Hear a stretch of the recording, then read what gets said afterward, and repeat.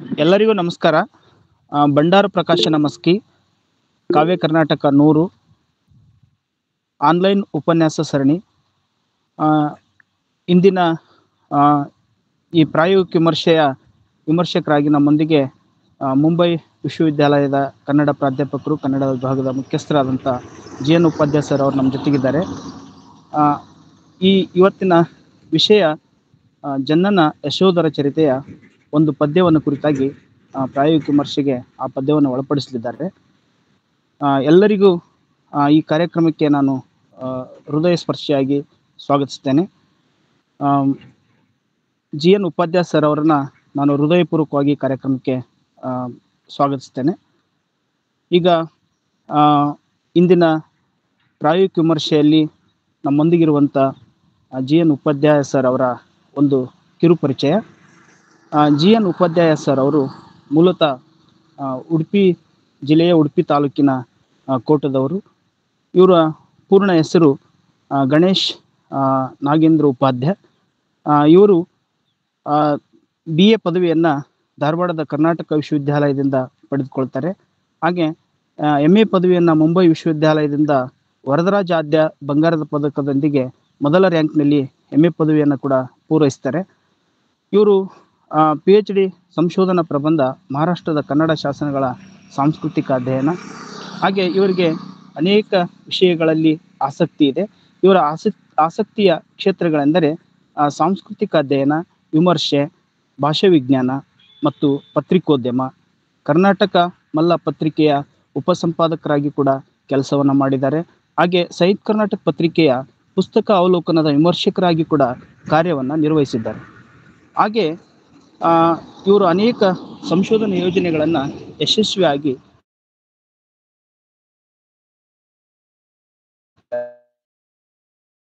ಕನ್ನಡ ಶಾಸನಗಳ ವರ್ಣನಾತ್ಮಕ ಸೂಚಿ, ಮಹಾರಾಷ್ಟ್ರದ ಕನ್ನಡ ಸ್ಥಳನಾಮಗಳು, ಮಹಾರಾಷ್ಟ್ರ ಕರ್ನಾಟಕ ಸಾಂಸ್ಕೃತಿಕ ಬಾಂಧವ್ಯ, ಇಂಥ ಅನೇಕ ಯೋಜನೆಗಳನ್ನು ಹಮ್ಮಿಕೊಂಡು ಆ ಯೋಜನೆಗಳನ್ನು ಯಶಸ್ವಿಯಾಗಿ ಪೂರ್ಣಗೊಳಿಸಿದ್ದಾರೆ.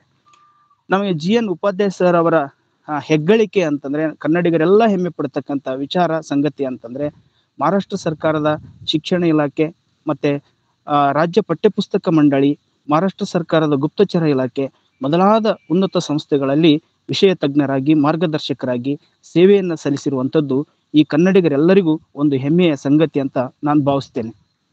ಅನೇಕ ಕೃತಿಗಳನ್ನು ರಚಿಸಿದ್ದಾರೆ. 60ಕ್ಕೂ ಹೆಚ್ಚು ಕೃತಿಗಳು ಹೊರ ಬಂದಿರತಕ್ಕಂಥದ್ದು. ಅದರಲ್ಲಿ ಮುಖ್ಯವಾಗಿ ಗೋದಾವರಿ ವರೆಂ ಇರ್ದ ಕನ್ನಡ ನಾಡು ಮತ್ತೆ ಶಂಕರ್ ಮೊಕಾಶಿ ಪುಣೇಕರ್ ಮುಂತಾದ ಕೃತಿಗಳನ್ನು ಅವರು ಕನ್ನಡ ನಾಡಿಗೆ, ಕನ್ನಡ ಮನಸ್ಸುಗಳಿಗೆ ನೀಡಿದ್ದಾರೆ. ಅವರ ಈ ಒಂದು ಸಾಹಿತ್ಯಿಕ ಸಾಧನೆಗಾಗಿ ಅನೇಕ ಪ್ರಶಸ್ತಿ ಪುರಸ್ಕಾರಗಳು ಕೂಡ ಸಂದಿರುವಂಥದ್ದನ್ನು ಗಮನಿಸ್ಬೋದು. ಚಿತ್ರದುರ್ಗದ ಮುರುಘಾಮಠ ಶಿಕ್ಷಣ ವಿಭೂಷಣ ಪ್ರಶಸ್ತಿಯನ್ನು ನೀಡಿ ಗೌರವಿಸಿದೆ. ಮತ್ತು ಉಪಾಧ್ಯಾಯ ಅವರ ಕೃತಿಗೆ ಸಾಹಿತ್ಯ ಪರಿಷತ್ತಿನ ಪ್ರತಿಷ್ಠಿತ ಶಾಂತಿಲಾಲ್ ಪ್ರಶಸ್ತಿ ಕೂಡ ಲಭಿಸಿದೆ. ಮಹಾರಾಷ್ಟ್ರ ಕರ್ನಾಟಕ ಆದಾನ ಕೃತಿಗೆ ಗದ್ಯ ವಿಭಾಗದಲ್ಲಿ ಕನ್ನಡ ಸಾಹಿತ್ಯ ಪರಿಷತ್ತಿನ ರತ್ನಾಕರ ವರ್ಣಿ ಮುದ್ದಣ್ಣ ಅನಾಮಿಕ ದತ್ತಿ ಬಹುಮಾನ ಇತ್ತೀಚೆಗೆ ದೊರೆತಿರ್ತಕ್ಕಂಥದ್ದು ಕನ್ನಡಿಗರೆಲ್ಲರ ಹೆಮ್ಮೆಯ ವಿಷಯ. ಇವರ ಕನ್ನಡ ಕೈಂಕರ್ಯವನ್ನು ಗಮನಿಸಿ ಕನ್ನಡ ಸಾಹಿತ್ಯ ಪರಿಷತ್ ನಡೆದಂತ 17ನೇ ಕನ್ನಡ ಸಾಹಿತ್ಯ ಗೌರವಿಸಿದೆ. ಬಿಲ್ಲವರ ಅಸೋಸಿಯೇಷನ್ ಕೂಡ ಕೊಡಮಾಡುವಂತ ಶ್ರೀ ಗುರು ನಾರಾಯಣ ಸಾಹಿತ್ಯ ಪ್ರಶಸ್ತಿಯು ಕೂಡ ಇವರಿಗೆ ಸಂದಿರುವಂಥದ್ದು ಒಂದು ಸಂತೋಷದ ಸಂಗತಿಯಾಗಿದೆ. ಅಷ್ಟೇ ಅಲ್ಲ, ಸಾಹಿತ್ಯ ಮತ್ತು ವಿಮರ್ಶೆ ಈ ಥರದ ಅನೇಕ ವಿಚಾರಗಳನ್ನು ಕನ್ನಡಕ್ಕೆ ನೀಡಿರುವಂಥ ಉಪಾಧ್ಯಾಯ ಸರ್ ಅವರು ಒಬ್ಬ ಪ್ರಕಾಶಕರಾಗಿ ಕೂಡ ಬಹಳ ಮಹತ್ವದ ಕೆಲಸವನ್ನ ಮಾಡಿದ್ದಾರೆ. ಅಭಿಜಿತ್ ಪ್ರಕಾಶನ ಅನ್ನುವಂಥ ಹೆಸರಿನಲ್ಲಿ ಆ ಪ್ರಕಾಶನವನ್ನು ಆರಂಭಿಸಿ ಬೇರೆ ಬೇರೆ ಲೇಖಕರ 100ಕ್ಕೂ ಹೆಚ್ಚು ಕೃತಿಗಳನ್ನು ಹೊರತಂದಿರ್ತಕ್ಕಂಥದ್ದು ಕನ್ನಡಿಗರೆಲ್ಲರ ಹೆಮ್ಮೆ ಅನ್ನುವಂಥದ್ದು. ಮತ್ತೆ ಈ ಕನ್ನಡ ನಾಡಿನ ಆಚೆಗೆ ಇದ್ದುಕೊಂಡು ಇಂಥ ಒಂದು ಮಹತ್ವದ ಕಾರ್ಯವನ್ನು ಮಾಡುತ್ತಾ ಇರ್ತಕ್ಕಂಥದ್ದು ಅದು ಕನ್ನಡ ಮತ್ತೆ ಕನ್ನಡ ನಾಡನ್ನ ಬೆಳಗ್ತಿರ್ತಕ್ಕಂಥದ್ದು ನಮ್ಮೆಲ್ಲರ ಸಂತೋಷದ ಸಂಗತಿಯಾಗಿದೆ. ಇವರು 60ಕ್ಕೂ ಹೆಚ್ಚು ಕೃತಿಗಳನ್ನು ಹೊರತಂದಿದ್ದಾರೆ. ಅವು ಬೆಳಕು ಕಂಡಿವೆ. ಅದರ ಜೊತೆಗೆ ಒಬ್ಬ ಸಂಶೋಧಕ ಮಾರ್ಗದರ್ಶಕರಾಗಿ ಸುಮಾರು 70 ಮಂದಿಗೆ MPhil ಮತ್ತು PhD ಪದವಿಯನ್ನು ಪೂರೈಸೋದಕ್ಕೆ ಅನುವು ಮಾಡಿಕೊಟ್ಟಿದ್ದಾರೆ. ಮುಂಬೈ ವಿಶ್ವವಿದ್ಯಾಲಯದ ಕನ್ನಡ ಅಧ್ಯಯನ ವಿಭಾಗದ ಪ್ರಾಧ್ಯಾಪಕರಾಗಿದ್ದಾರೆ, ಮುಖ್ಯಸ್ಥರಾಗಿ ಇವತ್ತು ಕಾರ್ಯವನ್ನು ನಿರ್ವಹಿಸ್ತಾ ಇದ್ದಾರೆ. ಈ GN ಉಪಾಧ್ಯಾಯ ಸರ್ ಅವರ ಬಗ್ಗೆ ಎಷ್ಟು ಹೇಳಿದ್ರು ಕಡಿಮೆನೆ. ಅವರ ಒಂದು ಸಂಕ್ಷಿಪ್ತ ಪರಿಚಯವನ್ನ ಇಷ್ಟಕ್ಕೆ ಮಾತ್ರ ಸೀಮಿತಗೊಳಿಸ್ತೇನೆ. ಇದು ನಮ್ಮೆಲ್ಲ ಅವರು ಇವತ್ತು ನಮ್ಮೊಂದಿಗೆ ಇರ್ತಕ್ಕಂಥದ್ದು ನಮಗೆ ಬಹಳಷ್ಟು ಸಂತೋಷವನ್ನು ತಂದಿದೆ. ಯಾಕೆ ಅಂತಂದ್ರೆ ಕನ್ನಡದ ನೆಲದ ಆಚೆಗಿದ್ದು ಕನ್ನಡವನ್ನ ಎಷ್ಟು ಎತ್ತರಕ್ಕೆ ಕೊಂಡೊಯ್ದಿದ್ದಾರೆ, ಅವರನ್ನ ನಾನು ಮತ್ತೊಮ್ಮೆ ಹೃದಯ ಸ್ಪರ್ಶಿಯಾಗಿ ಸ್ವಾಗತಿಸ್ತೇನೆ ಸರ್. ತಮ್ಮನ್ನು ಧನ್ಯವಾದಗಳು ಸರ್. ಕಾರ್ಯಕ್ರಮಕ್ಕೆ ಮತ್ತೊಮ್ಮೆ ಸ್ವಾಗತ. ಈಗ GN ಉಪಾಧ್ಯಾಯ ಸರ್ ಅವರಿಗೆ ರನ್ನನ ಯಶೋಧರ ಚರಿತೆಯ ಒಂದು ಪದ್ಯದ ಕುರಿತಾಗಿ ಪ್ರಾಯೋಗಿಕ ವಿಮರ್ಶೆಯನ್ನ ಮಾಡೋದಕ್ಕೆ ಅನುವು ಮಾಡಿಕೊಡುತ್ತೇನೆ. ಧನ್ಯವಾದಗಳು.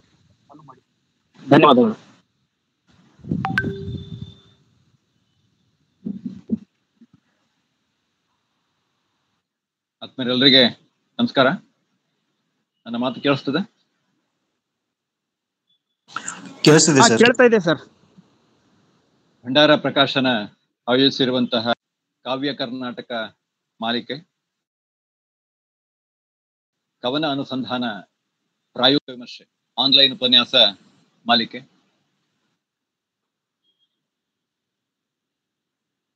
ಇದನ್ನ ಆಯೋಜಿಸಿರುವಂತಹ ಸಂಯೋಜಕರಲ್ಲಿ ಒಬ್ಬರಾಗಿರುವಂತಹ ಬಾಬುರಾಯ ದೊರೆ ಅವರೇ, ಪರಶುರಾಮ ಕೋಡಗಂಟಿ ಅವರೇ ಈಗಾಗಲೇ ನನ್ನ ಪರಿಚಯವನ್ನ ಮಾಡಿಕೊಡುವಾಗ ಗೋದಾವರಿ ತೀರದ ಸಮೀಪದಲ್ಲಿರುವ ಹೊರನಾಡಿನ ವ್ಯಕ್ತಿ ಅಂತೇಳಿ ಹೇಳಿದ್ರು. ಹೌದು, ದೂರದ ಮಧ್ಯ ಮಹಾರಾಷ್ಟ್ರದಲ್ಲಿ ನಾನಿದ್ದೇನೆ. ಇಂತಹ ಒಂದು ಹೊರನಾಡಿನ ನನಗೆ ಈ ಒಂದು ಅವಕಾಶವನ್ನ ಮಾಡಿಕೊಟ್ಟಂತಹ ಆತ್ಮೀಯರಾದ ಪ್ರೊಫೆಸರ್ ಬಸವರಾಜ ಕೋಡಗಂಟಿ ಅವರಿಗೆ, ಹಾಗೆ ತಾವೆಲ್ಲ ಈ ಕಾರ್ಯಕ್ರಮದಲ್ಲಿ ಪಾಲ್ಗೊಂಡಿರುವ ತಮ್ಮೆಲ್ಲರನ್ನ ವಿಶೇಷವಾಗಿ ಧನ್ಯವಾದವನ್ನ ಅರ್ಪಿಸಿ ನನ್ನ ಮಾತನ್ನ ಆರಂಭ ಮಾಡ್ತೇನೆ. ನನ್ನ ಪಾಲಿಗೆ ಇವತ್ತು ಬಂದದ್ದು ಕನ್ನಡದ ಹೆಸರಾಂತ ಜನಪ್ರಿಯ ಕವಿಯಾಗಿರುವಂತಹ ಕವಿ ಜನ್ನನ ಒಂದು ಕಂದ ಪದ್ಯ ಎನ್ನುವಂಥ ಕವಿ ಚಕ್ರವರ್ತಿ ಖ್ಯಾತಿಯ ಜನ್ನ ಅವನ ಯಶೋಧರ ಚರಿತೆಯ 1ನೆಯ ಅವತಾರದ 1ನೆಯ ಅಧ್ಯಾಯದ 49ನೆಯ ಪದ್ಯದ ವಿಚಾರ ವಿಮರ್ಶೆಗೆ ನಾನು ಇವತ್ತು ಮುಂದಾಗ್ತಾ ಇದ್ದೇನೆ. ಇದೊಂದು ಕಂದ ಪದ್ಯ ಎನ್ನುವಂಥ ಕಂದ ಪದ್ಯ ಅಂದ್ರೆ ನಿಮ್ಗೆಲ್ಲ ಗೊತ್ತೇ ಇದೆ. 4 ಸಾಲುಗಳ ಕಿರು ರಚನೆ ಎನ್ನುವಂಥ ಪಂಪ ಹೇಳ್ತಾನಲ್ಲ, ಕಿರಿದರೊಳು ಪಿರಿದರ್ಥಂ ಎನ್ನುವಂಥ ಕಂದ ಪದ್ಯ ನೋಡೋದಕ್ಕೇನೋ ಸಣ್ಣದು, ಆದ್ರೆ ಅದು ಮೂರ್ತಿ ಚಿಕ್ಕದಾದರೂ ಕೀರ್ತಿ ದೊಡ್ಡದು ಎನ್ನುವ ಹಾಗೆ ಅದರ ಮಹತ್ವ ಕನ್ನಡ ಕಾವ್ಯದಲ್ಲಿ ಸಾಗಿ ಬಂದಿದೆ ಎನ್ನುವಂಥ ಇದೊಂದು ಕಾವ್ಯಾನುಸಂಧಾನ ಕಾರ್ಯಕ್ರಮ. ಆದ್ದರಿಂದ ನಾನಿಲ್ಲಿ ಇವತ್ತು ಮಾತನಾಡುವ ಮುಂಚೆ ಕವಿರಾಜ ಮಾರ್ಗಕಾರನನ್ನ ನೆನಪು ಮಾಡಿಕೊಳ್ಬೇಕು. ಆತ ಬರೆದಂತಹ ಶ್ರೀವಿಜಯನ ಕವಿರಾಜ ಮಾರ್ಗದಲ್ಲಿ ಒಟ್ಟು 518 ಪದ್ಯಗಳಿವೆ. ಗಮನಿಸಿ, 518 ಪದ್ಯಗಳಲ್ಲಿ 418 ಪದ್ಯಗಳು ಕಂದ ಪದ್ಯಗಳು ಅಂತ. ಹೆಚ್ಚಿನ ಪದ್ಯಗಳೆಲ್ಲ ಸಿಂಹಪಾಲು ಪದ್ಯಗಳು ಕಂದ ಪದ್ಯದಲ್ಲಿ. ಕಂದಕ್ಕೆ ಮೊದಲ ಬಾರಿಗೆ ವಿಶೇಷವಾದಂತಹ ಆದ್ಯತೆಯನ್ನ ನೀಡಿದವನು ನಮ್ಮ ಶ್ರೀವಿಜಯ ಅಂತ ಗೊತ್ತಾಗತ್ತೆ. ಆತ ಒಂದು ಮಾತು ಹೇಳ್ತಾನೆ, ಅತ್ಯಂತ ಮಹತ್ವದ ಮಾತು. ಪದ್ಯಂ ಸಮಸ್ತ ಜನತಾರದ್ಯಂ. ಪದ್ಯ ಎಲ್ಲರಿಗೆ ಬಹಳ ಪ್ರಿಯವಾದಂತಹ ಒಂದು ಪ್ರಕಾರ ಅಂತ ಹೇಳ್ತಾನೆ. ಪದ್ಯಂ ಸಮಸ್ತ ಜನತಾರದ್ಯಂ. ಹೌದು ಅಂತ ಕಾಣುತ್ತೆ. ಈ ಮಾತು 9ನೇ ಶತಮಾನದಲ್ಲಿ ಆತ ಹೇಳಿದಂತಹ ಮಾತು 19ನೇ ಶತಮಾನದವರೆಗೆ 1000 ವರ್ಷಗಳವರೆಗೆ ಕನ್ನಡ ಕಾವ್ಯ ವಾಹಿನಿಯಲ್ಲಿ, ಕನ್ನಡ ಸಾಹಿತ್ಯ ವಾಹಿನಿಯಲ್ಲಿ ಈ ಕಾವ್ಯದ್ದೇ ಕಾರುಬಾರು ಅಂತ ಗೊತ್ತಾಗತ್ತೆ. ಅನಂತರ 19ನೇ ಶತಮಾನದ ಕೊನೆಯ ಭಾಗದಲ್ಲಿ ಮುದ್ದಣ ಬಂದು ಪದ್ಯಂ ವದ್ಯಂ, ಪದ್ಯ ಬೇಡ, ಪದ್ಯಂ ವದ್ಯಂ ಗದ್ಯಂ ರದ್ಯಂ ಅಂತ ಹೇಳಿದ್ದನ್ನ ನಾವು ನೋಡ್ತೇವೆ ಅನ್ನುವಂಥ. ಅದೇನೇ ಇದ್ರೂ ವಡ್ಡಾರಾಧನೆಯಲ್ಲಿ ಬೇರೆ ಬೇರೆ ಕಡೆಗಳಲ್ಲಿ ಕನ್ನಡ ವಾಂಗ್ಮಯದಲ್ಲಿ ಚಿತ್ರಕಾವ್ಯ, ಚಿತ್ರಕಥೆ ಎನ್ನುವಂತಹ ಒಂದು ಮಾತು ಕೇಳಿ ಬರುತ್ತೆ ಅನ್ನುವಂಥ ಒಂದು ಪ್ರಕಾರ ಇತ್ತು ಅಂತ ನಮಗೆ ಗೊತ್ತಾಗುತ್ತೆ. ಇವತ್ತು ನನಗೆ ಪಾಶ್ಚಾತ್ಯ ಚಿಂತಕ ಸಿಮೊನಾಯಿಕ್ ಅಂತ ಒಬ್ಬ ಪ್ರಸಿದ್ಧ ಮೀಮಾಂಸಕ, ಆತ ಹೇಳುವಂತಹ ಒಂದು ಮಾತು ಈ ಕಾವ್ಯಕ್ಕೆ ಚೆನ್ನಾಗಿ ಅನ್ವಯಿಸುತ್ತೆ. ಆತ ಹೇಳ್ತಾನೆ, ಐ ಕೋಟ್, ಕಾವ್ಯವೊಂದು ಮಾತನಾಡುವ ಚಿತ್ರ ಮತ್ತು ಚಿತ್ರವೊಂದು ಮೂಕ ಕಾವ್ಯ ಅಂತ ಹೇಳ್ತಾರೆ. ಎಷ್ಟು ಚೆನ್ನಾಗಿದೆ. ಕಾವ್ಯವೊಂದು ಮಾತನಾಡುವ ಚಿತ್ರ, ಕಾವ್ಯ ಮಾತಾಡತ್ತೆ ಅಂತ, ಅದಕ್ಕೊಂದು ಜೀವಂತಿಕೆ ಇದೆ, ಅದರಲ್ಲೊಂದು ಚೈತನ್ಯ ಇದೆ, ಅದು ಸಂವಾದವನ್ನು ಮಾಡುತ್ತೆ. ನಾವು ಕಾವ್ಯದ ಜೊತೆಗೆ ಅನುಸಂಧಾನವನ್ನು ಮಾಡಬೇಕಾಗತ್ತೆ, ಮಾತುಕತೆಯನ್ನೇ ನಡೆಸಬೇಕಾಗತ್ತೆ. ಉತ್ತರ ಕರ್ನಾಟಕದ ಕಡೆಗಳಲ್ಲಿ ಮಾತಾಡದೇ ಇದ್ರೆ ಅವನನ್ನ ಗುಮ್ಮನಗುಸ್ಕ, ಅವ್ ಹಾಗೆ ಗುಮ್ಮನಗುಸ್ಕನ ತರ ಇದ್ರೆ ಕಾವ್ಯ ತನ್ನ ಅಂತರಾರ್ಥವನ್ನ ಬಿಚ್ಚಿಕೊಡೋದಿಲ್ಲ ಎನ್ನುವಂತ, ನಾವು ಅದಕ್ಕೆ ಒಡ್ಡಿಕೊಳ್ಬೇಕಾಗತ್ತೆ ಅನ್ನುವಂಥ. ಅದರಿಂದ ಕಾವ್ಯ ಒಂದು ಮಾತನಾಡುವ ಚಿತ್ರ ಮತ್ತು ಚಿತ್ರ ಒಂದು ಮೂಕ ಕಾವ್ಯ. ನೋಡಿ, ಚಿತ್ರಕ್ಕೆ ಎಂತಹ ದೊಡ್ಡ ಒಂದು ಸೊಗಸಾದಂತಹ ವಿವರಣೆಯನ್ನ ಆತ ನೀಡಿದ್ದಾನೆ. ಹಾಗಾಗಿ ಕಾವ್ಯಕ್ಕೆ ವಿಶೇಷವಾದಂತಹ ಒಂದು ತಾಕತ್ತಿದೆ, ಶಕ್ತಿ ಇದೆ.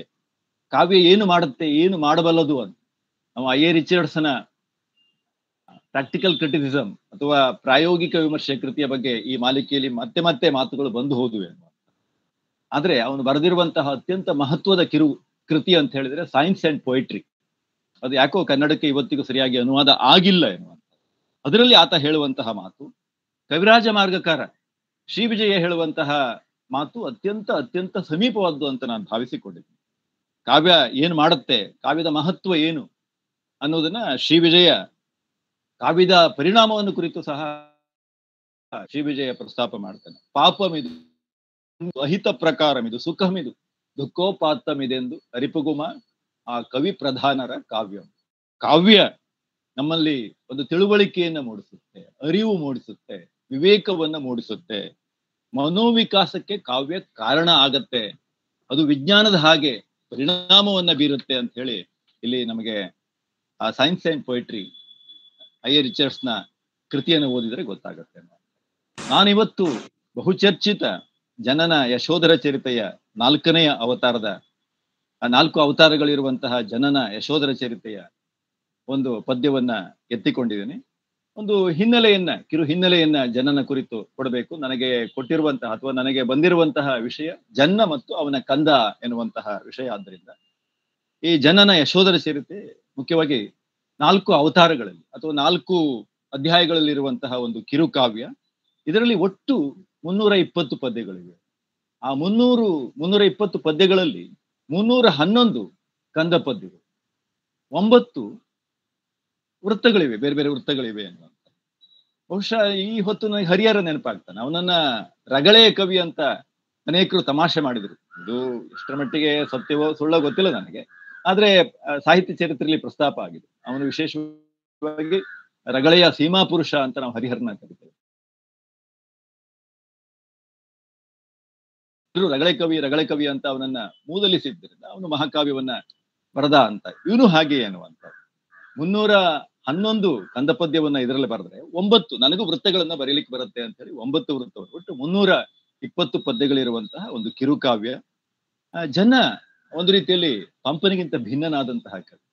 ಪಂಪ ವಿಶೇಷವಾಗಿ ಅಲ್ಲಿ ಲೌಕಿಕ ಮತ್ತು ಆಗಮಿಕ ಕಾವ್ಯಗಳನ್ನ, ಇತಿಹಾಸವನ್ನ ಪುರಾಣದ ಜೊತೆಗೆ ತಗುಳ್ಚಿ ಬರೆದ್ರೆ, ಇಲ್ಲಿ ಈತ ನೋಂಪಿಯ ಕಥೆಗಳನ್ನ ಬರೀತಾನೆ. ವಿಶೇಷವಾಗಿ ಪಂಪನ ದಾರಿಗಿಂತ ಇವನದು ಒಂದು ರೀತಿಯಲ್ಲಿ ಕಾವ್ಯ ಧರ್ಮ ಮತ್ತು ಧರ್ಮ ಎರಡನ್ನು ಸೇರಿಸಿ ಬರೆಯುವಂತಹ ಪ್ರಯತ್ನವನ್ನ ಮಾಡಿದ್ದನ್ನು ನಾವು ನೋಡ್ತೀವಿ. ಇತಿಹಾಸ ಇಲ್ಲ ಇಲ್ಲಿ. ಹಾಗಾಗಿ ವಿಶೇಷವಾಗಿ ಅವನಿಗೆ ಹೇಳಬೇಕಾದ್ದು ಅಹಿಂಸಾ ತತ್ವವನ್ನ ಬೋಧಿಸುವಂತಹ ಪರಮ ಉದ್ದೇಶ ಜನನದು.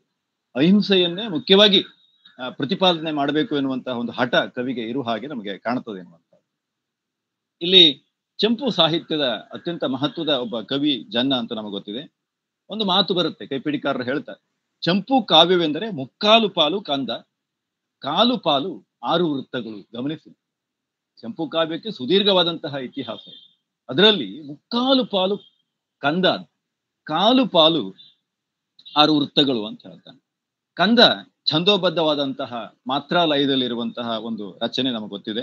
ಅದರ ಗಣ ಸಂಯೋಜನೆ, ಯತಿ, ಅಲ್ಲಿ ಬರುವಂತಹ ಪ್ರಾಸ ವಿನ್ಯಾಸ, ಇವೆಲ್ಲವನ್ನ ನಾವು ಗಮನದಲ್ಲಿಟ್ಟುಕೊಂಡು ಆ ಪದ್ಯವನ್ನು ಓದ್ಬೇಕಾಗುತ್ತೆ. ಯಾವುದೇ ಪದ್ಯವನ್ನು ಓದುವಾಗ ನಾವು ಇಲ್ಲಿ ಯತಿಯನ್ನ ಅದನ್ನ ವಾಗ್ವಿರಾಮ ಅಂತ ಕರೀತಾರೆ, ಅದನ್ನು ಗಮನಿಸಬೇಕಾಗತ್ತೆ. ಆ ಒಂದು ಪದ್ಯಕ್ಕಿರುವಂತಹ ನಡೆ, ಆ ನುಣುಪು, ಆ ಒಂದು ನಡಿಗೆ, ಇವೆಲ್ಲವನ್ನು ಕಾವ್ಯ ಬಿಡಿಸಿ ಓದುವುದರಲ್ಲಿ ಗೊತ್ತಾಗತ್ತೆ ಅನ್ನುವಂಥದ್ದು. ಹೀಗಾಗಿ ಕಾವ್ಯ ಸಂವಹನದಲ್ಲಿ ಒಂದು ಲಯ, ರಿದಮ್ ಇದೆ ಅನ್ನೋದು ನಾವು ಮರಿಬಾರ್ದು. ಹೀಗೆ ಒಂದು ಪದ್ಯ, ಇದು ಭಿನ್ನವಾದಂತಹ ಒಂದು ಪ್ರಕಾರ, ಅದು ತ್ರಿಪದಿಯಲ್ಲಿ ಬರುವಂತಹದ್ದು. ಎಲ್ಲಿ ನಿಲ್ಲಿಸಿಕೊಂಡು ಕಾವ್ಯವನ್ನ ಓದಿದ್ರೆ ಅರ್ಥ ಆಗತ್ತೆ. ಹಳಗನ್ನಡ ಕಾವ್ಯ ಕಠಿಣ ಅಂತ ನಾವು ಹೇಳ್ತಾ ಬಂದಿದ್ದೇವೆ, ಆದ್ರೆ ಹಾಗಿಲ್ಲ ಏನು, ಒಡೆದು ಓದುವುದರಲ್ಲಿ ನಮ್ಗೆ ಅರ್ಥ ಆಗ್ತದೆ ಅನ್ನುವಂಥದ್ದು.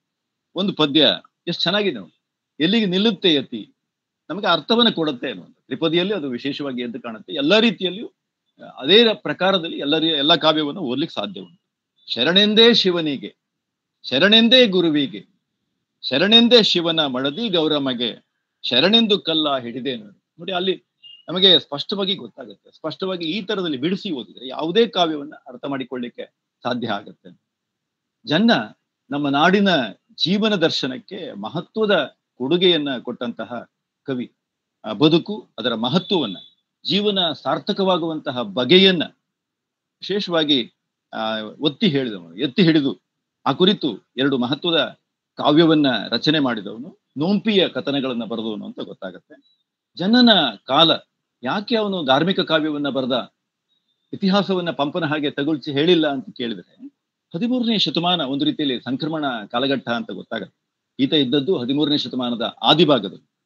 ಆಗತಾನೆ ಶರಣ ಕ್ರಾಂತಿ ಕರ್ನಾಟಕದಲ್ಲಿ ಘಟಿಸಿ ಹೋಗಿತ್ತು ಎನ್ನುವಂಥ ವೈಚಾರಿಕ ಕ್ರಾಂತಿ, ಒಂದು ಹೊಸ ಸಂಚಲನ ಈ ಶರಣ ಆಂದೋಲನದ ಮುಖಾಂತರವಾಗಿ ಕರ್ನಾಟಕದಲ್ಲಿ ಮನೆ ಮಾಡಿತ್ತು ಎನ್ನುವಂಥ. ದಯವೇ ಧರ್ಮದ ಮೂಲ ಅಂತ ಹೇಳಿ ಬಸವಣ್ಣನವರು ಹೇಳಿದ್ದು ನಾವು ನೋಡ್ತೀವಿ. ದಯವಿಲ್ಲದ ಧರ್ಮವುದಾವುದಯ್ಯ ಅಂತ ಪ್ರಶ್ನೆ ಮಾಡ್ತಾರೆ.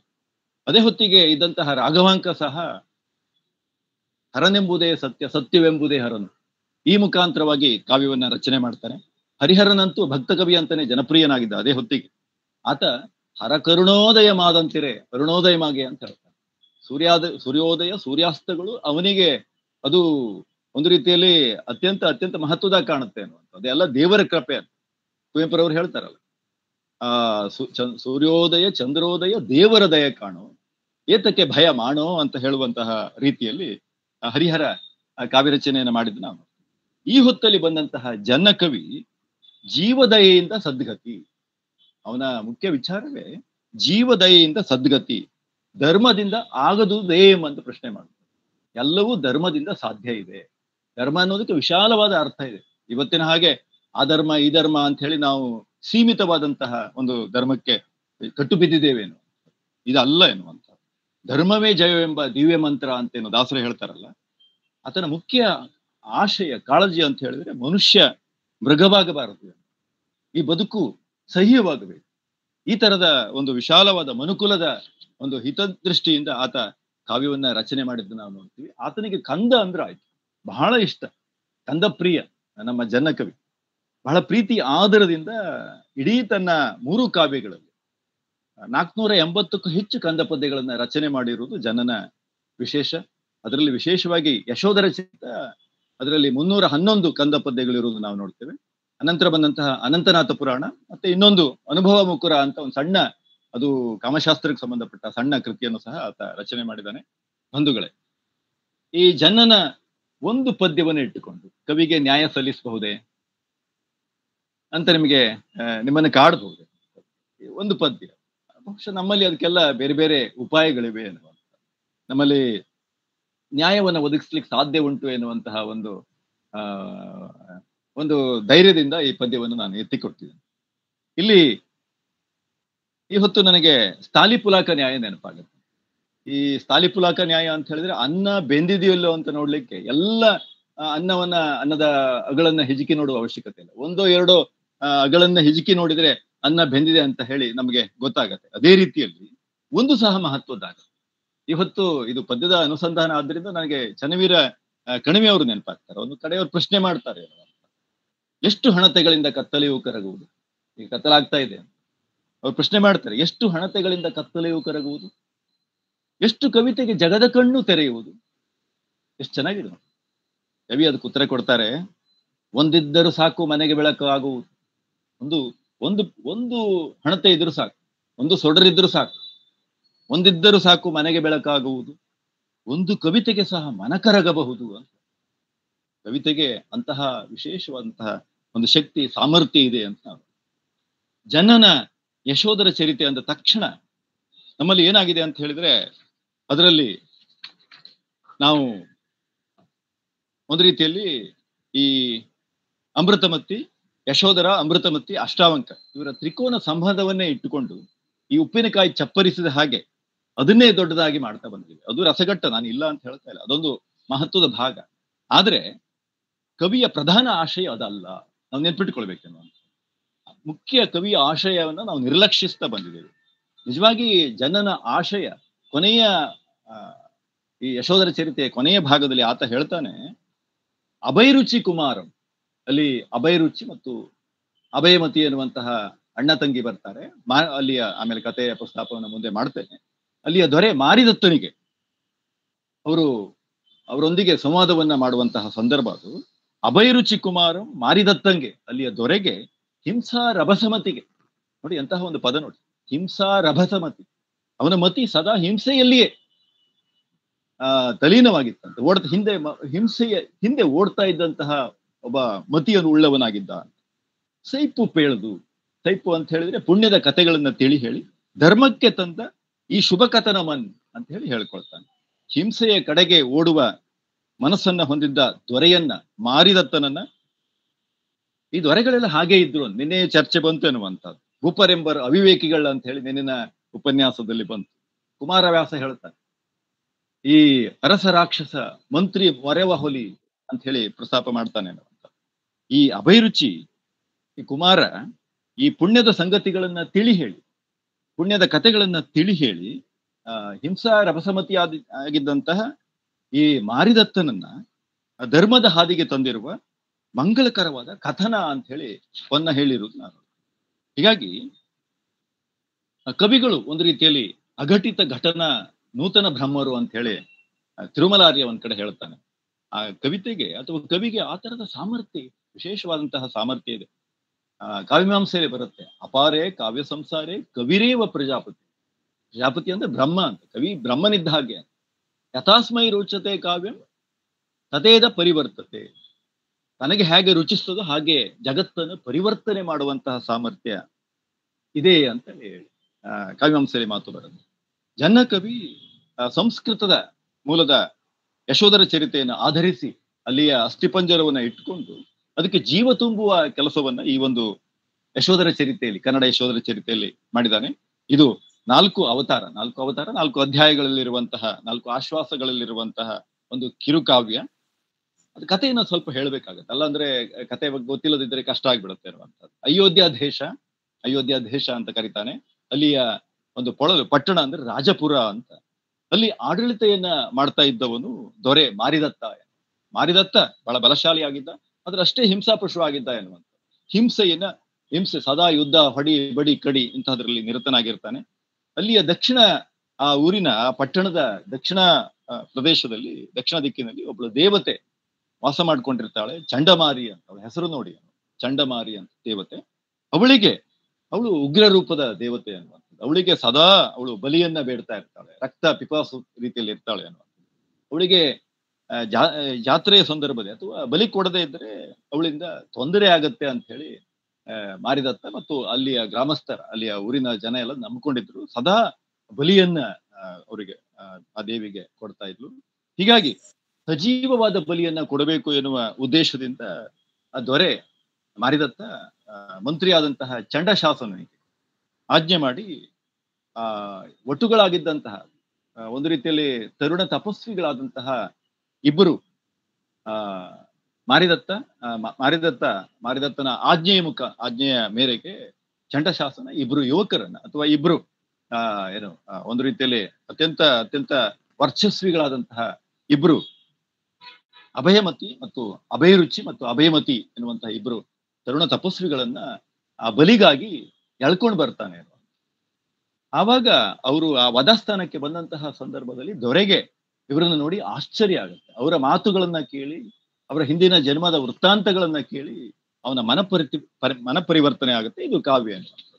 ಆ ಸಂದರ್ಭದ ಒಂದು ಪದ್ಯವನ್ನ, ಜನನ ಪದ್ಯವನ್ನ ನಾನು ಇಲ್ಲಿ ಎತ್ತಿಕೊಂಡಿದ್ದೇನೆ. ಆ ಪದ್ಯ ಹೀಗಿದೆ: ನಿಯತಿಯನ್ ಆರ್ ಮೀರಿದ ಪರ್. ಕವಿ ಪ್ರಶ್ನೆ ಮಾಡ್ತಾನೆ, ನಿಯತಿಯನ್ ಆರ್ ಮೀರಿದ ಪರ್ ಭಯಂ ಯಾವುದೋ ಮುಟ್ಟಿದೆಡೆಗೆ ಸೈರಿಸುವುದೇ ಕೇಳ್ ನಯವಿದೆ. ಪೆತ್ತ ಪರೀಶಃ ಜಯಮೇ ತಪಂ, ಪೆತ್ತ ಪರೀಶಃ ಜಯಮೇ ತಪಂ, ತಪಕ್ಕೆ ಬೇರೆ ಕೋಡೆರಡು ಒಳವೆ. ಇದು ಒಂದು ಪುಟ್ಟ ಪದ್ಯ. ಇಲ್ಲಿ ಪ್ರಶ್ನೆ ಇದೆ, ಉತ್ತರ ಇದೆ, ತತ್ವ ಇದೆ, ನೂತನ ವ್ಯಾಖ್ಯಾನ ಇದೆ, ಚಿಂತನೆ ಇದೆ, ಜೀವನ ಮೀಮಾಂಸೆ ಇದೆ. ಎಷ್ಟೆಲ್ಲ ಏನಿಲ್ಲ ಹೇಳಿ. ಒಂದು ಪುಟ್ಟ 4 ಸಾಲಿನ 64 ಮಾತ್ರೆಗಳ ಒಂದು ಪದ್ಯ ವಿಶಾಲವಾದ ಅನೇಕ ಅಂಶಗಳನ್ನು ಅದು ತೆರೆದುಕೊಳ್ತದೆ. ಇದನ್ನ ಬಿಡಿಸಿ ಬಿಡಿಸಿ ಓದ್ಬೇಕಾಗುತ್ತೆ. ಕವಿ ಪ್ರಶ್ನೆ ಮಾಡ್ತಾನೆ, ನಿಯತಿಯನ್ ಆರ್ ಮೀರಿದ ಪರ್. ನಿಯತಿ ಅಂದ್ರೆ ವಿಧಿ, ನಮ್ಗೆ ಗೊತ್ತಿದೆ ಅನ್ನುವಂಥ, ಅದ್ರ ಬಗ್ಗೆ ಮತ್ತೆ ವಿಶೇಷವಾದ ವಿವರಣೆಯನ್ನು ಆಮೇಲೆ ಕೊಡ್ತೇನೆ. ವಿಧಿಯ ನಿಯಮವನ್ನ ಯಾರಿಂದ ತಾನೇ ಮೀರಲು ಸಾಧ್ಯ? ಭಯಂ ಏವುದೋ, ಭಯ ಯಾಕೆ ಪಡಬೇಕು? ಹುಟ್ಟಿ ಬಂದಿದೇನೋ. ಭಯಂ ಏವುದೋ, ಹೆದರಿಕೊಂಡರೆ ಏನು ಪ್ರಯೋಜನ? ಮುಟ್ಟಿದೆಡೆಗೆ ಸೈರಿಸುವುದೇ. ಆಪತ್ತು, ಯಾವುದೇ ಆಪತ್ತು ಬರಲಿ, ಸೈರಣೆ ಮುಖ್ಯ. ನಾವು ತಾಳಿಕೊಳ್ಬೇಕು, ತಾಳಿದವನು ಬಾಳಿಯಾನು. ಮುಟ್ಟಿದೆಡೆಗೆ ಸೈರಿಸುವುದೇ. ಕೇಳಮ್ಮ, ನಯವಿದೆ. ತಂಗಿಗೆ ಹೇಳ್ತಾನೆ ಅಣ್ಣ ಅಭಯರುಚಿ ಕುಮಾರ ತಂಗಿ ಅಭಯಮತಿಗೆ ಹೇಳುವಂತಹ ಒಂದು ಸಂವಾದದ ಮಾತಿದು, ಸಾಂತ್ವನದ ಮಾತಿದು. ನಯವಿದೆ ತಂಗಿ, ಸಹೋದರಿ ಅಥವಾ ಜೈನ ಧರ್ಮವನ್ನ ತಿಳಿದವಳೆ. ಪೆತ್ತ ಪರಿಶಃ ಜಯಮೇ ತಪಂ, ಅತ್ಯಂತ ಮಹತ್ವದ ಮಾತು. ಪೆತ್ತ ಪರಿಶಃ, ತಾನಾಗಿ ಬರುವ ಕ್ಲೇಶಗಳು, ತೊಂದರೆಗಳು. ಇಲ್ಲಿ ಪರಿಶಃ ಎನ್ನುವುದಕ್ಕೆ ವಿಶೇಷವಾದಂತಹ ಒಂದು ಅರ್ಥ ವಿವರಣೆಯನ್ನು ಮುಂದೆ ಕೊಡಬೇಕಾಗತ್ತೆ. ಪೆತ್ತ ಪರಿಶಃ ಜಯಮೇ ತಪಂ, ತಾನಾಗಿ ಬರುವ ಕ್ಲೇಶಗಳನ್ನ, ಕಷ್ಟ ನಷ್ಟಗಳನ್ನ ಜಯಿಸುವುದೇ ತಪಸ್ಸು. ತಪಸ್ಸು ಅಂದ್ರೆ ಬೇರೆ ಏನು ಅಲ್ಲ, ಕಷ್ಟ ನಷ್ಟಗಳನ್ನ ಜಯಿಸ್ಬೇಕು. ತಪಕ್ಕೆ ಬೇರೆ ಕೋಡ್ ಎರಡು ಒಳವೆ, ತಪಸ್ಸಿಗೆ ಬೇರೆ ಏನಾದ್ರೂ ಕೋಡ್ಗಳಿವೆ, ಕಿರೀಟ ಇವೆ, ಅದಕ್ಕೇನಾದ್ರೂ ಬೇರೆ ಏನಾದ್ರೂ ವಿಶೇಷವಾದಂತಹ ರೂಪ ಇದೆಯಾ ಅಂತ ಹೇಳಿ ಬಹಳ ನಿಜವಾದ ತಪಸ್ಸು ಯಾವುದು? ಗಂಭೀರವಾದಂತಹ ಜಿಜ್ಞಾಸೆಗೆ ಓದುಗರನ್ನ ಇಲ್ಲಿ ಕವಿ ಒಳಗು ಮಾಡ್ತಾನೆ. ನಿಯತಿಯನ್ ಆರು ಮೀರಿದ ಪರ್. ಕಾವ್ಯ ಆರಂಭವಾಗುವುದೇ ನಿಯತಿಯನ್ ಆರು ಮೀರಿದ ಪರ್. ನಿಯತಿ ಅಂದ್ರೆ ದೈವ, ವಿಧಿ, ಬ್ರಹ್ಮ, ನಾನಾ ತರದ ಅರ್ಥಗಳಿವೆ ಬೇರೆ ಬೇರೆ ಧರ್ಮಗಳಲ್ಲಿ. ಅದು ಹಿಂದೂ ಧರ್ಮ, ಬೌದ್ಧ ಧರ್ಮ, ಜೈನ ಧರ್ಮ, ಬೇರೆ ಬೇರೆ ಧರ್ಮ, ಜಗತ್ತಿನ ಎಲ್ಲಾ ಧರ್ಮಗಳಲ್ಲೂ ಅದನ್ನ ಇಂಗ್ಲಿಷ್ ನಲ್ಲಿ ಫೇಟ್ ಅಂತ ಕರೀತಾರೆ, ಡೆಸ್ಟಿನಿ ಅಂತ ಕರೀತಾರೆ, ಅದೃಷ್ಟ ಅಂತ ಕರೆದು. ಆಸ್ತಿಕರು ವಿಶೇಷವಾಗಿ ನಿಯತಿಯನ್ನ ಅದೃಷ್ಟ, ದೈವ ಅಂತ ಕರೆದು ನಾವು. ವಿಜ್ಞಾನಿಗಳಲ್ಲೂ ಸಹ ಅನೇಕರು ಮಾಡ್ತಾರೆ. ವಿಜ್ಞಾನಿಗಳು ಸಹ ಅದನ್ನ ಅನ್ಸರ್ಟನಿಟಿ ಪ್ರಿನ್ಸಿಪಲ್ ಅಂತ ಕರೀತಾರೆ. ಅನ್ಸರ್ಟನಿಟಿ ಪ್ರಿನ್ಸಿಪಲ್ ಅಂತ ಕರೆದು ಅದಕ್ಕೆ ಒಂದು ಸ್ಥಾನವನ್ನ ಕೊಟ್ಟಿರುವುದು ನಾವು ನೋಡ್ತೇವೆ. ಬದುಕಿನಲ್ಲಿ ಈ ವಿಧಿ, ಅದೃಷ್ಟ ನಿರ್ಣಾಯಕವಾದ ಪಾತ್ರವನ್ನು ವಹಿಸ್ತದೆ ಅಂತ ಜನ್ನನ ಮತ. ಇದು ಜನ್ನ ಹೇಳುವಂತ. ಬದುಕಿನಲ್ಲಿ ಈ ಅದೃಷ್ಟ ಎನ್ನುವಂಥದ್ದು, ವಿಧಿ ಅನ್ನುವಂಥದ್ದು ನಿರ್ಣಾಯಕವಾದ ಪಾತ್ರವನ್ನು ವಹಿಸ್ತದೆ ಅಂತ. ಎಲ್ಲ ಜಗತ್ತಿನ ಶೇಕ್ಸ್ಪಿಯರ್ನ ಸಾಹಿತ್ಯ ಇರಬಹುದು, ಅಥವಾ ಬಹಳ ಪ್ರಸಿದ್ಧ ಕವಿ ನಮ್ಗೆ ಗೊತ್ತಿದೆ, ಇಂಗ್ಲಿಷ್ನ ಮಹಾಕವಿ ಮಿಲ್ಟನ್, ಅವನ ಪ್ಯಾರಡೈಸ್ ಲಾಸ್ಟ್ ಮಹಾಕಾವ್ಯ ಬಹಳ ಪ್ರಸಿದ್ಧವಾದಂತಹ ಕೃತಿ. ಅದರಲ್ಲಿ ಸೃಷ್ಟಿಯ ಎಲ್ಲ ಆಗುಹೋಗುಗಳನ್ನ ಈ ದೈವ ಅಥವಾ ಪರಮಾತ್ಮನ ಕೈವಾಡ ಒಡೆದು ಕಾಣುತ್ತದೆ, ಹಾಗೆ ಚಿತ್ರಣ ಮಾಡ್ತಾನೆ. ಜಗತ್ತನ್ನು ನಿಯಂತ್ರಿಸುವಂತಹ ಒಂದು ವಿಶೇಷವಾದ ನಿಯಾಮಕ ಶಕ್ತಿ ಇದೆ, ಅದು ಜಗತ್ತನ್ನ ನಿಯಂತ್ರಿಸ್ತದೆ ಅನ್ನುವ ಹಾಗೆ ಆತ ಚಿತ್ರಣ ಮಾಡಿದ್ದು ನಾವು. ಕುವೆಂಪುರವರ ಶ್ರೀ ರಾಮಾಯಣ ದರ್ಶನ ಮಹಾಕಾವ್ಯದಲ್ಲಿಯೂ ಸಹ ಇತಿಹಾಸ ಮಲ್ತು ಅವ್ರು ಹೇಳ್ತಾರೆ, ಬರೀ ಕಥೆಯಲ್ತು, ಕತೆ ತಾಮ್ ನಿಮಿತ್ತ ಮಾತ್ರಂ ಅಂತ ಹೇಳ್ತಾ, ರಾಮರೂಪದ ಪರಾತ್ಪರನ ಪುರುಷೋತ್ತಮನ ಲೋಕಲೀಲಾ ದರ್ಶನಂ ಅಂತ ಹೇಳ್ತಾರೆ. ಅಂದ್ರೆ ವಿಶೇಷವಾದಂತ ಒಂದು ಶಕ್ತಿ ಇಲ್ಲಿ ಇದೆ ಎನ್ನುವಂತ. ಹಾಗಾಗಿ ವಿಧಿ, ಅದೃಷ್ಟ ಆಸ್ತಿಕರ ನಂಬಿಕೆ. ಜನ ಸಹ ಒಬ್ಬ ಆಸ್ತಿಕ ಭಕ್ತ ಕವಿ ಅವನೇ. ನಂಬಿಕೆ, ಧಾರ್ಮಿಕ ಹಿನ್ನೆಲೆಯನ್ನ ಮೈಗೂಡಿಸಿಕೊಂಡು, ನಂಬಿಕೆಯ ಹಿನ್ನೆಲೆಯಲ್ಲಿ ಬಂದದ್ದು ವೀರಶೈವ ಅಥವಾ ಎಲ್ಲ ಧರ್ಮಗಳಲ್ಲೂ ಶರಣ ಸಾಹಿತ್ಯದಲ್ಲಿ ಬರುತ್ತಲ್ಲ, ನಂಬರು ನಚ್ಚರು ಬರಿದೆ ಕರೆಯುವರು, ನಂಬಿ ನಚ್ಚಿ ಕರೆದರೆ ಓಯನ್ನನೇ ಶಿವನು. ಆ ತರದ ಪ್ರಶ್ನೆ ಬರುತ್ತೆ. ಶಿವ ಸಹ ಪ್ರೀತಿಯಿಂದ ಒಂದು ಇದ್ ಮಾಡಿದ್ರೆ, ಒಂದು ಪ್ರಪತ್ತಿ ಭಾವ ಇಲ್ಲಿ ಪ್ರಕಟವಾದ್ದನ್ನ ನಾವು ನೋಡ್ತೇವೆ ಅನ್ನೋದು. ಮಹಾಭಾರತದಲ್ಲಿ ಸಹ ದುರ್ಯೋಧನ ಕೊನೆಗೆ ಕುರುಕ್ಷೇತ್ರ ಯುದ್ಧದಲ್ಲಿ ಸಮಸ್ತವನ್ನ ಕಳೆದುಕೊಂಡು ಏಕಾಕಿಯಾಗಿ ಹೋರಾಟವನ್ನ ಮಾಡ್ತಾ ಇರುವ ಸಂದರ್ಭದಲ್ಲಿ ಆತ ಹೇಳ್ತಾನೆ, ಎಲ್ಲವೂ ನನಗಿತ್ತು, ಅದೃಷ್ಟವೂ ಇತ್ತು, ಆದ್ರೆ ಏನ್ ಮಾಡೋದು, ದೈವ ಬಲ ಒಂದು ಅದು ಬಿಟ್ಟು, ದೈವ ಬಲ ನನ್ನ ಕೈ ಹಿಡಿಲಿಲ್ಲ, ಸೋತೆ ಕೆಟ್ಟೆ ಅಂತ ಹೇಳಿ ದೈವಾನುಗ್ರಹದ ಒಂದು ಕೊರತೆ ನನ್ನನ್ನು ಕಾಡಿತು ಅಂತ ಹೇಳಿ ಆತ ಪಶ್ಚಾತ್ತಾಪವನ್ನ ಪಡುವುದು ನಾವು ನೋಡ್ತೇವೆ. ಹೀಗಾಗಿ ಹಿಂಸೆಯನ್ನ ಜೈನರು, ಬೌದ್ಧರು, ಎಲ್ಲ ಧರ್ಮಗಳು ವಿರೋಧಿಸಿದ್ದು ನಾವು ನೋಡ್ತೀವಿ. ಇದು ನಮ್ಗೆ ಗೊತ್ತಿದೆ. ಜೈನ ಧರ್ಮದ ಮೂಲ ಮಂತ್ರವೇ ಅಹಿಂಸೆ. ಸಂಕಲ್ಪದಲ್ಲೂ ಹಿಂಸೆ ಮಾಡಬಾರದು. ಜನಕವಿಯ ಬಹಳ ಸೂಕ್ಷ್ಮ, ಜೈನ ಧರ್ಮ ಅತ್ಯಂತ ಸೂಕ್ಷ್ಮವಾದಂತಹ ಧರ್ಮ. ಜೀವದಯೆ ಎಂಬ ಅಹಿಂಸಾ ವೃತ್ತ, ಜನ ಹೇಳುವುದೇ ಜೀವದಯೆ ಎನ್ನುವಂತಹ ಅಹಿಂಸಾ ವ್ರತ ಅದು ರತ್ನಪ್ರಾಯವಾದದ್ದು ಅಂತ ಜನನ ಮತ. ಪರೀಶಃ ಜಯಮೇ ತಪಸ್ಸು.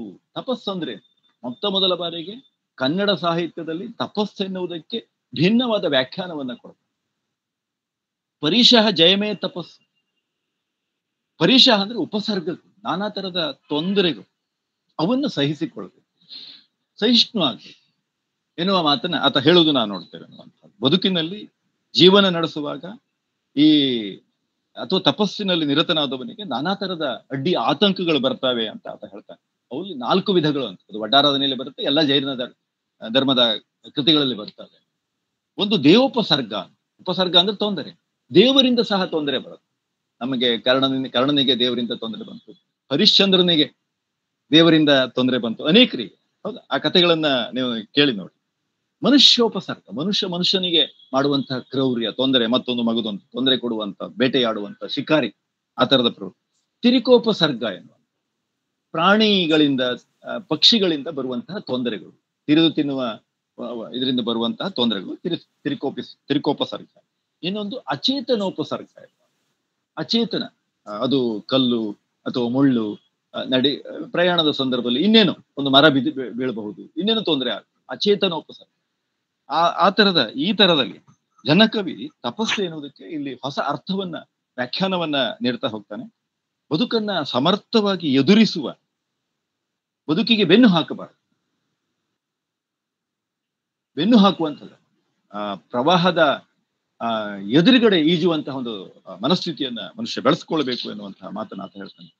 ಜೈನ ಧರ್ಮ ಬಹಳ ಸೂಕ್ಷ್ಮವಾದಂತಹ ಧರ್ಮ, ಅಲ್ಲಿ ಅಣುವೃತ್ತಗಳ ವಿವರಗಳು ಬರ್ತವೆ ಎನ್ನುವಂಥದ್ದು. ಅದನ್ನು ಗಾಂಧೀಜಿಯವರು ಮತ್ತೆ ಮತ್ತೆ ಒತ್ತಿ ಹೇಳಿದ್ದು ನಾವು. ಅಹಿಂಸೆ, ಸತ್ಯ, ಆಸ್ತೇಯ, ಅಪರಿಗ್ರಹ, ಬ್ರಹ್ಮಚರ್ಯ, ಗೊತ್ತಾನೆ, ಈ ತರದ ಎಲ್ಲವೂ ಒಂದು ರೀತಿಯಲ್ಲಿ ಬಸವಣ್ಣ ಅದನ್ನೇ ಹೇಳಿ, ಕಳಬೇಡ, ಕೊಲಬೇಡ, ಹುಸಿಯ ನುಡಿಯಲು ಬೇಡ, ಇದೆಲ್ಲವೂ ಜೈನ ಧರ್ಮದ ಅಂಶವೇ. ಎಲ್ಲ ಧರ್ಮಗಳಲ್ಲೂ ಒಳ್ಳೆಯ ಅಂಶಗಳಿರುವುದು ನಾವು ನೋಡ್ತೇವೆ ಅನ್ನುವಂಥದ್ದು.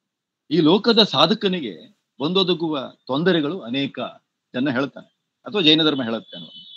ಅದನ್ನ ಪರಿಹರಿಸಿಕೊಳ್ಬೇಕು, ಅದನ್ನು ಉಪಸರ್ಗ ಅಂತ ಕರೀತಾರೆ ಅನ್ನೋದು. 22 ರೀತಿಯ ಉಪಸರ್ಗಗಳಿವೆ ಅಂತ ನಾನು ತರಗತಿಯಲ್ಲಿ ನಮ್ಮ ವಿದ್ಯಾರ್ಥಿಗಳು ಇದ್ದಾರೆ, ಅವರಿಗೆ ಅನೇಕ ಸಂದರ್ಭದಲ್ಲಿ ಅವರಿಗೆ ಪುನರಾವರ್ತನೆ ಇದ್ರೆ ಕ್ಷಮೆ ಆಗ್ಲಿ. ಯಾವ ರೀತಿಯ 22 ತೊಂದರೆಗಳು ಯಾವುವು ಅಂತ ಬಹಳ ಚೆನ್ನಾಗಿದೆ ಅನ್ನುವಂಥದ್ದು. ಯಾವುದು ನಮ್ಮ ಬದುಕಿನ ದೈನಂದಿನ ಭಾಗವೇ ಅವು ಎಲ್ಲವೂ. ಮುಖ್ಯವಾಗಿ ಮೋಕ್ಷಗಾಮಿಯಾದಂತಹ ಜೀವನಿಗೆ ಬಂದೊದಗುವ ತೊಂದರೆಗಳು, ಅವುಗಳು 22 ಅಂತ ಜೈನ ಧರ್ಮದ ವಿವರಣೆಗಳು ನಮ್ಗೆ ಸಿಗ್ತವೆ. ಒಂದು ಹಸಿವು ಯಾರಿಗಾಗುವುದಿಲ್ಲ ಹೇಳಿ?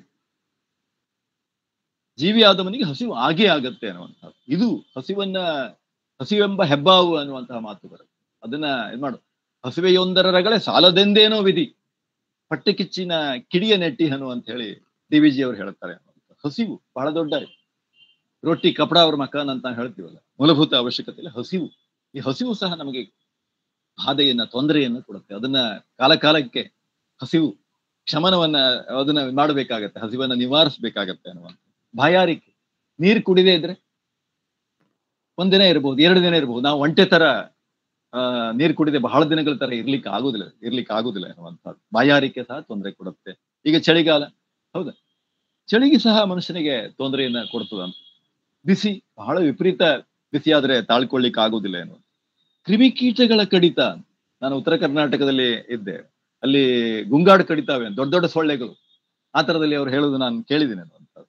ಕ್ರಿಮಿಕೀಟಗಳಿಂದ ಆಗುವಂತಹ ಕಡಿತ, ಬೆತ್ತಲೆಯಿಂದ ಆಗುವ ತೊಂದರೆ, ಬೆತ್ತಲೆ ಸಹ ತೊಂದರೆಯನ್ನ ಕೊಡುತ್ತೆ ಅನ್ನೋದು ನಾವು ಅನುಭವಿಸಿ ಬೆಲೆವು ಎನ್ನುವಂಥ. ಆರತಿಯಿಂದ ಆಗುವ ಬಾಧೆ, ಮನುಷ್ಯನ ಎಷ್ಟು ಸೂಕ್ಷ್ಮ ನೋಡಿ, ಮನುಷ್ಯನ ನಾನಾ ತರದ ಸೂಕ್ಷ್ಮ ಪ್ರವೃತ್ತಿಗಳನ್ನ ಇಲ್ಲಿ ಎತ್ತಿ ಹೇಳಲಾಗಿದೆ. ಆರತಿ, ಕೆಲವರು ಇರ್ತಾರೆ ಅವರಿಗೆ ಬಹಳ ಸೂಕ್ಷ್ಮ ಸ್ವಭಾವದ್ದು. ಆರತಿ ತಗೊಂಡ್ರೆ ಉಷ್ಣ ಆಗ್ಬಿಡು, ತೀರ್ಥ ತಗೊಂಡ್ರೆ ಥಂಡಿ ಆಗತ್ತೆ ಅಂತ, ಅಷ್ಟು ಸೂಕ್ಷ್ಮಮತಿಗಳು ಎನ್ನುವಂಥದ್ದು. ಇಲ್ಲಿ ಹೆಂಗಸರಿಂದ ಆಗುವ ತೊಂದರೆ ಎನ್ನುವ ಮಾತನ್ನ ಜೈನ ಧರ್ಮದಲ್ಲಿ ವೃತ ಆಚರಣೆ, ಇದು ಒಂದು ರೀತಿಯಲ್ಲಿ ನೋಂಪಿಯ ಕಥನ ಆದ್ದರಿಂದ ಆ ತರದ ಇದಾಗಿರ್ಬೋದು ತೊಂದರೆ ಅಂತ. ಓಡಾಡುವಾಗ ಆಗುವ ಬಾಧೆ, ಓಡಾಟ, ಪ್ರಯಾಣ, ಅದರಿಂದ ಆಗುವಂತಹ ತೊಂದರೆಗಳು, ಪ್ರಾಯಾಸ, ಮಲಗುವಾಗ ಆಗುವ ಬಾಧೆ. ಹೌದಾ, ಪ್ರತಿಯೊಬ್ಬರಿಗೂ ಅದು ಏನು ಸರಿಯಾದಂತಹ ಹಾಸಿಗೆಯೋ ಮತ್ತೊಂದು ಮಗದೋ ಇಲ್ಲದೆ ಹೋದಾಗ ಆಗುವಂತಹ ತೊಂದರೆ ಏನು, ಬಾಧೆ ಅಂತ. ಮಲಗುವಾಗ ಆಗುವ ಬಾಧೆ, ಕುಳಿತಿರುವಾಗ ಆಗುವ ತೊಂದರೆ, ಸರಿಯಾದ ಕುರ್ಚಿಯೋ ಆಸನದ ವ್ಯವಸ್ಥೆ ಇಲ್ಲದೆ ಇದ್ದಾಗ ಉಂಟಾಗುವ ತೊಂದರೆ ಬಗ್ಗೆ ಹೇಳುತ್ತದೆ. ಭಯಗಳು, ಯಾರಾದ್ರೂ ಬೈದ್ರೆ, ಹೌದಾ, ಸ್ತುತಿ ನಿಂದೆಗಳು ಬಂದರೆ ಮನದಲ್ಲಿ ಕೋಪವ ತಾಳದೆ ಅಂತ ಅಕ್ಕ ಹೇಳಿದ್ರು ನಮ್ಗೆ ಯಾರಾದ್ರೂ ಬೈದ್ರೆ ವಿಪರೀತ ನಮಗೂ ಕೋಪ ಬಂದ್ಬಿಡುತ್ತೆ. ಅದನ್ನ ಸಹಿಸಿಕೊಳ್ಬೇಕು ಅಂತ ಇವನು ಹೇಳ್ತಾನೆ. ಜೈನ ಧರ್ಮ ಹೇಳೋದು ಬೈಗಳು, ಹೊಡೆತ, ಹೌದಾ, ಯಾರಾದ್ರೂ ಹೊಡೆದ್ರೆ, ನೋವಾಗಿದ್ರೆ, ಭಿಕ್ಷೆ ಬೇಡುವಾಗ ಬರುವ ಕಷ್ಟ ನಿಷ್ಠುರಗಳು. ಜೈನ ಧರ್ಮದಲ್ಲಿ ಭಿಕ್ಷಾಟನೆ ಅತ್ಯಂತ ಮಹತ್ವ. ಆ ಭಿಕ್ಷಾಟನೆಯ ಸಂದರ್ಭದಲ್ಲಿ ಯಾರಾದ್ರೂ ಕಷ್ಟನಿಷ್ಠರುಗಳು ಬಂದ್ರೆ, ಹಿಂದೆಲ್ಲ ವಾರಾನ್ನಗಳು ಅಂತಿದ್ವಿ, ಆ ಸಂದರ್ಭದಲ್ಲಿ ಬದುಕಿನ ಭಾಗವೇ ಇವೆಲ್ಲವೂ ಎನ್ನುವಂತ. ಭಿಕ್ಷೆ ಸಿಗದಿದ್ದಾಗ ಆಗುವ ಖೇದ, ತಪೋ ಮಹಿಮೆಗಳು ಕಾಣದಿರುವುದು. ಇನ್ನೊಂದು ನೋಡಿ, ಇಷ್ಟೆಲ್ಲ ಪ್ರಯತ್ನ ಮಾಡಿದೀನಿ, ಇಷ್ಟೆಲ್ಲ ಕಾವ್ಯ ಬರೆದೀನಿ, ಇಷ್ಟೆಲ್ಲ ಕೃತಿ ರಚನೆ ಮಾಡಿದೀನಿ, ನನ್ನನ್ನು ಯಾರು ಗೌರವಿಸ್ಲಿಲ್ಲ, ಸನ್ಮಾನ ಮಾಡ್ಲಿಲ್ಲ, ಪ್ರಶಸ್ತಿ ಪುರಸ್ಕಾರಗಳು ಬರಲಿಲ್ಲ. ನೋಡಿ, ಇದು ಒಂದು ಮನುಷ್ಯನನ್ನ ಕಾಡುವಂತಹ ಒಂದು ಇದನ್ನು ರೋಗ ರುಜಿನಗಳು. ಇದಂತೂ ಬದುಕಿನ ಭಾಗ, ಅದನ್ನು ಸಹ ಸಹಿಸಿಕೊಳ್ಬೇಕು ಅಂತ ಹೇಳ್ತಾರೆ. ಮುಳ್ಳು ಕಲ್ಲುಗಳಿಂದ ಆಗುವ ಬಾಧೆ, ಇದು ಅಚೇತನೋಪಸರ್ಗದಲ್ಲಿ ಬರುತ್ತೆ ಅನ್ನುವಂಥದ್ದು. ತನ್ನ ಪ್ರಜ್ಞೆಗೆ ತಾನು ಅಹಂಕಾರವನ್ನ ಪಡುವಂಥದ್ದು. 22 ತೊಂದರೆಗಳ ಪಟ್ಟಿ ಮಾಡಿ ಹೇಳಿದೆ ನಾನು. ಇದು ಈಗೋ. ತನ್ನ ಪ್ರಜ್ಞೆಗೆ ತಾನು ಅಹಂಕಾರವನ್ನು, ಎಂತಹ ಸೂಕ್ಷ್ಮವಾದಂತಹ ವಿಚಾರಗಳನ್ನ ಜೈನ ಧರ್ಮ ಮೈಗೂಡಿಸಿಕೊಂಡಿದೆ. ಉತ್ತಮ ಜ್ಞಾನಾಕಾಂಕ್ಷಿಯಾಗಿ ಅಜ್ಞಾನಕ್ಕೆ ಕೊರಗುವಂತ ಮನುಷ್ಯ, ಜ್ಞಾನಾಕಾಂಕ್ಷಿ. ಮಹತ್ವದ ಒಂದು ಕೃತಿ ಬೆಂಗಳೂರಿನಲ್ಲಿ ಕಂಬಾರ್ ಅವರ ಕೃತಿ ಬಿಡುಗಡೆ ಆಯ್ತು, ನಾನು ಮುಂಬೈಯಲ್ಲಿದ್ದೀನಿ, ಅಯ್ಯೋ ನನಗೆ ಪಡ್ಕೊಳ್ಳಿಕ್ ಆಗಿಲ್ಲ, ಕೃತಿ ಓದ್ಲಿಕ್ಕಾಗಿಲ್ಲ ಎನ್ನುವಂತ ಈ ತರದ ಒಂದು ಉತ್ತಮ ಜ್ಞಾನಾಕಾಂಕ್ಷಿಯಾಗಿ ಅಜ್ಞಾನಕ್ಕೆ ಕೊರಗುವಂತ, ಸ್ನಾನ ಮಾಡದೆ ಇರುವುದರಿಂದ ಆಗುವಂತ ಬಾಧೆ. ನೋಡಿ, ಎಂತೆಂತಹ ಸಮಸ್ಯೆಗಳು. ಸ್ನಾನ ಮಾಡದೇ ಇದ್ದಾಗ ಎಂತಹ ತೊಂದರೆ ಆಗತ್ತೆ ಎನ್ನುವಂತ, ಜನ ಪುರಸ್ಕರಿಸದಿದ್ದಾಗ ಆಗುವ ಬಾಧೆ. ಈ 22 ತೊಂದರೆಗಳು ಇವೆಲ್ಲವೂ ಬದುಕಿನ ಸೂಕ್ಷ್ಮ ಅಂಶಗಳನ್ನ ಪರೀಕ್ಷಾ ಅಂತ ಕರೀತಾರೆ. ಇವುಗಳನ್ನ ಎದುರಿಸುವುದೇ ನಿಜವಾದಂತಹ ಒಂದು ತಪಸ್ಸು ಅಂತ. ಅಂದ್ರೆ ಬದುಕನ್ನು ಸ್ವೀಕಾರ ಮಾಡಬೇಕು, ಬದುಕಿಗೆ ಬೆನ್ನು ಹಾಕಬಾರ್ದು, ಆತ್ಮಹತ್ಯೆ ಮಾಡಿಕೊಳ್ಳುವುದಲ್ಲ, ಖಿನ್ನರಾಗುವುದಲ್ಲ. ಹೌದಾ, ಡಿಪ್ರೆಷನ್, ಅದು ಇದು ಅನೇಕ ಅಂಶಗಳು. ಜನ ಹೇಳ್ತಾನೆ, ನಾವು ಧರ್ಮವೀರರಾಗಬೇಕು, ಯೋಗ್ಯ ವ್ಯಕ್ತಿ ಆಗಬೇಕು, ಸತ್ಪ್ರಜೆಯಾಗಬೇಕು ಎನ್ನುವಂಥದ್ದು. ಎಂತಹ ಒಂದು ಉದಾತ್ತವಾದಂತಹ ಒಂದು ಚಿಂತನೆ ಇಲ್ಲಿದೆ. ಜನ ಇಲ್ಲಿ ಬದುಕನ್ನ, ವಿಧಿ ಅಂತ ತಕ್ಷಣ ಬದುಕನ್ನ ನಿರಾಕರಿಸ್ತಾ ಇಲ್ಲ ಎನ್ನುವ, ಬದುಕನ್ನ ಅಂಗೀಕರಿಸುವ ದೃಷ್ಟಿ ಈ ಕಾವ್ಯದಲ್ಲಿ ಇರುವುದು ನಾವು ನೋಡಿ. ಈ ಒಂದು ಪದ್ಯದಲ್ಲಿ ಇರುವುದು, ಈ ಬದುಕು ನಮ್ಗೆ ವರವಾಗಿ ಬಂದಿದೆ ಅನ್ನೋದನ್ನ ಹೇಳ್ತಾನೆ. ಹೌದಾ, ಮಾನವ ಜನ್ಮ ದೊಡ್ಡದು, ಇದು ಹಾನಿ ಮಾಡಲಿ ಬೇಡಿ ಅಂತ ಹೇಳಿ ದಾಸರು ಹೇಳಿದ್ದನ್ನು ನೋಡ್ತೇವೆ. ಇದೇ ರೀತಿಯಲ್ಲಿ ಅಲ್ಲಮ ಪ್ರಭುಗಳು ಸಹ ಒಂದು ಮಾತು ಹೇಳ್ತಾರೆ. ಆ ಪದ್ಯ ಇದಕ್ಕೆ ನೋಡಿ, ಒಂದು ಪದ್ಯ ಇನ್ನೊಂದು ಪದ್ಯದ ಜೊತೆಗೆ ಲಿಂಕ್ ಆಗತ್ತಲ್ಲ, ಇದು ಬಹಳ ದೊಡ್ಡದು ಅಂತ ನಾನು ಅನ್ಕೊಂಡು. ಕೊಟ್ಟ ಕುದುರೆಯ ನೇರಲರಿಯದೆ ಮತ್ತೊಂದು ಕುದುರೆಯ ಬಯಸುವವರು ವೀರರೂ ಅಲ್ಲ, ಧೀರನೂ ಅಲ್ಲ. ಇದು ಕಾರಣ ನೆರೆ 3 ಲೋಕವೆಲ್ಲವೂ ಹಲ್ಲಣವ ಹೊತ್ತುಕೊಂಡು ತೊಳಲುತ್ತಾ ಇದ್ದಾರೆ ಅಂತ ಹೇಳ್ತಾರೆ. ಬದುಕನ್ನ ನಾವು ಸಾರ್ಥಕ ಗೊಳಿಸ್ಕೊಳ್ಬೇಕು. ಬದುಕಿನಲ್ಲಿ ಬರುವ ಅದೃಷ್ಟ, ಅದ್ರ ಬಗ್ಗೆನೂ ಅಲ್ಲಮ ಪ್ರಭುಗಳು ಅದೃಷ್ಟ ಅಂತ ಹೇಳಿ, ವಿಧಿ ಅದೃಷ್ಟ ಅಂತ ಹೇಳ್ತಾರೆ. ಅಲ್ಲಿ ಒಂದು ಪದ್ಯ ಬರುತ್ತೆ, ಅವ್ರು ಹೇಳ್ತಾರೆ, ಎತ್ತಣ ಮಾಮರ ಎತ್ತಣ ಕೋಗಿಲೆ ಎತ್ತಣಿಂದ ಎತ್ತ ಸಂಬಂಧವಯ್ಯ ಅಂತ. ಏನು ಆಶ್ಚರ್ಯ ಅಂತ. ಹೌದಾ, ಬೆಟ್ಟದ ಮೇಲಿನ ನೆಲ್ಲಿಕಾಯಿ, ಸಮುದ್ರದೊಳಗಣ ಉಪ್ಪು, ಎತ್ತಣಿಂದ ಎತ್ತ ಸಂಬಂಧವಯ್ಯ. ಕೊನೆಗೆ ನೋಡಿ, ಗುಹೇಶ್ವರ ಲಿಂಗಕ್ಕೆಯೂ ಎಮಗೆಯೂ ಎತ್ತಣಿಂದ ಎತ್ತ ಸಂಬಂಧವಯ್ಯ. ಇದು ಎಂತಹ ಅದೃಷ್ಟ ನನ್ನದು ಅಂತ ಹೇಳಿ. ಅದೃಷ್ಟ ಇದು ಬಹಳ ಮಹತ್ವದ್ದು ಅಂತ ಅವರು ಬಹಳ ಸಂತೋಷವನ್ನು ವ್ಯಕ್ತಪಡಿಸ್ತಾರೆ.